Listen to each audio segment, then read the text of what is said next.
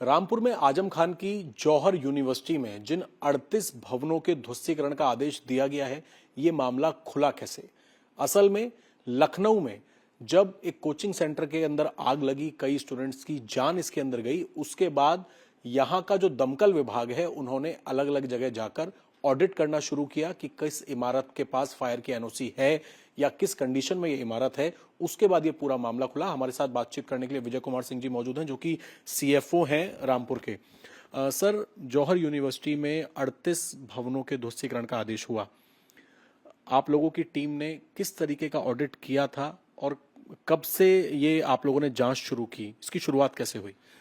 जैसा कि अब अभी बता रहे हैं कि लखनऊ में एक बेहद दुखद घटना पिछले महीने हुई थी, जिसमें 15 बच्चों की डेथ हुई थी। तो उसके बाद एक अभियान के तहत पूरे प्रदेश में कुछ अभियान चलाया गया कि जो भी कमर्शियल एक्टिविटी हो रही हैं, जहां भी हो रही हैं, चाहे वो हॉस्पिटल हो, होटल्स हों, कॉलेजेस हों, स्कूल हों, कोचिंग सेंटर्स हों, सबको चेक किया जाए और ये देखा जाए कि उनमें फायर और लाइफ सेफ्टी के मानक को पूरा कर रहे हैं कि नहीं कर रहे हैं। उसी के तहत अग्निशमन विभाग रामपुर ने भी यहाँ के जो कोचिंग सेंटर है उनको इंस्पेक्शन हम लोगों के द्वारा किया गया। कमर्शियल एक्टिविटी करने वाली बिल्डिंगों का भी हम लोगों के द्वारा निरीक्षण और इंस्पेक्शन किया गया। साथ ही साथ जो स्कूल कॉलेजेस वगैरह उनका भी निरीक्षण किया गया। इसी के तहत जौहर यूनिवर्सिटी का भी विभाग के हमारे द्वारा बनाई हुई कमेटी के द्वारा उनके बिल्डिंगों का निरीक्षण किया गया, इंस्पेक्शन किया गया। तो ये पाया गया, प्रथम दृष्टया ये पाया गया कि जो फायर के जो मानक हैं वो पूरा नहीं कर रहे हैं।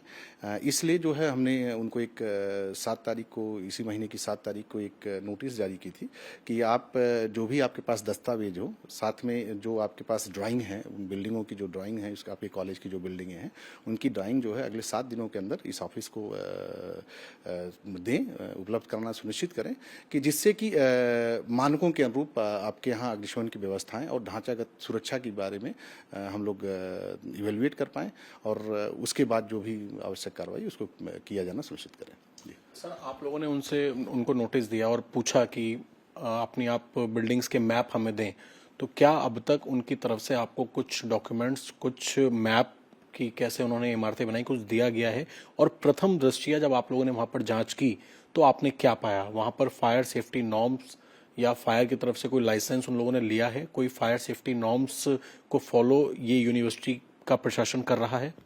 देखिए, जहाँ तक नॉर्म्स को फॉलो करने की बात है तो देखिए उनकी जो बिल्डिंग्स हमारे के विभाग के अधिकारियों द्वारा चेक की गई, पाया गया कि कुछ ब्लॉक्स में कुछ जगहों पे कुछ फायर एक्सटिंग्विशर पाए गए जो वर्किंग कंडीशन में निरीक्षण के दौरान नहीं पाए गए।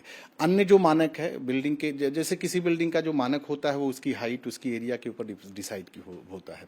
तो इसी के तहत हमने उनको जो है ड्राइंग और बाकी चीज़ों को, बाकी जो भी दस्तावेज उनके पास है उसको हमने बोला था कि यथाशीघ्र आप हमारे ऑफिस में उपलब्ध कराएं, जिसके लिए हमने उनको 7 दिन का टाइम भी दिया था। उन 7 दिनों में उनके द्वारा अभी तक तो हमारे पास कोई दस्तावेज, ना ही कोई ड्राइंग, ना ही कोई दस्तावेज उपलब्ध कराए गए हैं। आज ही हमारे द्वारा एक पुनः उनको एक नोटिस जारी की गई है कि आप अगले 7 दिनों के अंदर, एक अनुस्मारक हम लोग उसको बोलते हैं, अनुस्मारक जारी किया गया है कि अगले 7 दिनों के अंदर आप जो भी मांगी गए दस्तावेज हैं, ड्राइंग्स हैं, उसको उपलब्ध कराना सुनिश्चित करें।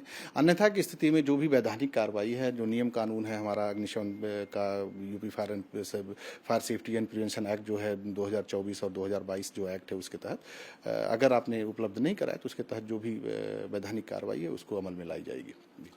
आखिरी सवाल सर, जैसा कि आपने बताया कि अगर उन्होंने नहीं डॉक्यूमेंट सबमिट करे, 7 दिन में कोई जवाब नहीं दिया, तो इस फायर सेफ्टी नॉर्म्स एक्ट जो है इसके तहत क्या कार्रवाई, क्योंकि ध्वस्तीकरण का तो आदेश रामपुर अथॉरिटी ने दे ही दिया है कि 15 दिन के अंदर क्या कार्रवाई की जाए? और अगर ऐसी स्थिति जो आपने देखी कि कुछ जगह फायर के वो लगे हुए हैं लेकिन वर्किंग कंडीशन में नहीं है, अगर स्टूडेंट्स वहां पढ़ते हैं तो उनकी जान को कितना खतरा है अभी की कंडीशन के हिसाब से? देखिए, एग्जैक्ट अगर कोई इमरजेंसी की इस तरह की सिचुएशन आएगी तो ये बात तो सच है कि अगर कोई अग्निशमन वाली कोई इस तरह की चीज़ें होती हैं तो कुछ न कुछ तो रिस्क है ही, जिसके तहत ही उन लोगों को बोला गया है कि आप यथाशीघ्र इस चीज़ को आप हमारे संज्ञान में लाइए और हम आपको व्यवस्थित करने के लिए क्या क्या आपको चाहिए अग्निशमन की व्यवस्थाएं, उसके बारे में हम आपको बता पाएँ।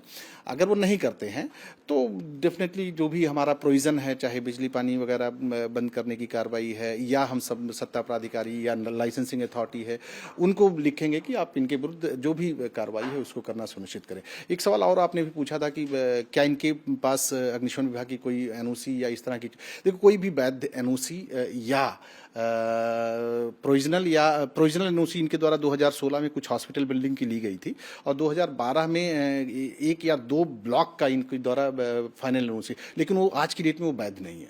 जहां तक प्रोविजनल एनओसी का सवाल है, प्रोविजनल एनओसी जो इनके द्वारा ली गई है वो वाला जो पोर्शन जब हम लोगों ने निरीक्षण किया तो वो पोर्शन उस समय बंद पाया गया और उसमें कोई एक्टिविटी नहीं पाई गई। चलिए, बहुत शुक्रिया सर हमसे बातचीत करने के लिए। सीएफओ हैं विजय कुमार सिंह जी। अब आप सोचिए कि जिस यूनिवर्सिटी के अंदर बच्चे पढ़ते हैं वहां पर फायर सेफ्टी नॉर्म्स फॉलो नहीं किए जा रहे हैं। अगर कोई इमरजेंसी जैसी कंडीशन होती है, कभी कोई आग लगने की जैसी दुर्घटना होती है तो बच्चों की जान को खतरा हो सकता है। फायर डिपार्टमेंट ने डॉक्यूमेंट्स मांगे हैं कि 7 दिन के अंदर आप अपने जवाब दाखिल करें, वहां का जो मैप है वो दाखिल करें, और अगर ऐसा नहीं होता है तो फिर कानून के हिसाब से इस यूनिवर्सिटी प्रशासन के ऊपर कार्रवाई की जाएगी। कैमरामैन चंद्रभान के साथ अभय पराशर, इंडिया टीवी, रामपुर।